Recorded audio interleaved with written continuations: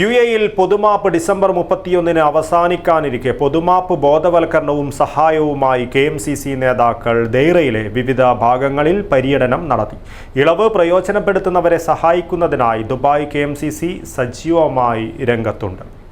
ഏറ്റവും വിലക്കുറവിൽ ഏറ്റവും മികച്ച ഫർണിച്ചർ ഉൽപ്പന്നങ്ങൾ സ്വന്തമാക്കുവാൻ നാലപ്പാട് ഇന്റീരിയേഴ്സിൽ തന്നെ വരണം. Nalappad interiors, opposite കെഒഎൽ hospital, Nullippady, Kasaragod.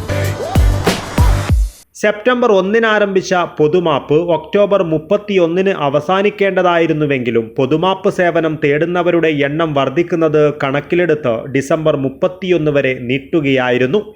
ഇളവ് പ്രയോജനപ്പെടുത്തുന്നവരെ സഹായിക്കുന്നതിനായാണ് പൊതുമാപ്പ് ബോധവൽക്കരണവും സഹായവുമായി കെഎംസിസി നേതാക്കൾ ദൈറയിലെ വിവിധ ഭാഗങ്ങളിൽ പര്യടനം നടത്തിയത്.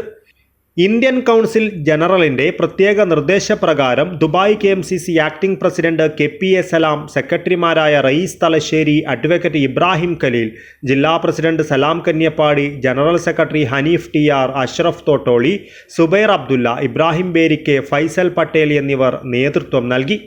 രേഖകൾ ശരിയാകുവാൻ ബാക്കിയുള്ളവർ രേഖകൾ എത്രയും പെട്ടെന്ന് ശരിയാക്കണമെന്ന് Dubai KMCC acting president KPA. Salam ആവശ്യപ്പെട്ടു.